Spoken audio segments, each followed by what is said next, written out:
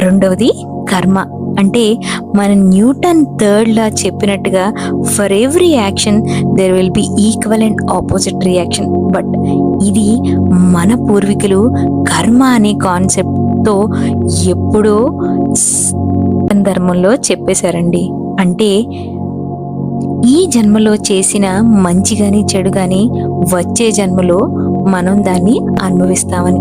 ఇంకా మూడవది పునర్జన్మ. సనాతన ధర్మంలో ప్రాథమిక విశ్వాసాల్లో ఒకటి పునర్జన్మ భావన. ఇది ఆత్మ శాశ్వతమైనది మరియు ఇది విముక్తి సాధించే వరకు జన్మ మరియు పునర్జన్మల చక్రానికి లోనవుతుందని పేర్కొన్నారు. అంటే మనం మోక్షం సాధించేంత వరకు ఇది జన్మకి పునర్జన్మకి అంటే ఏ లైఫ్ సైకిల్ని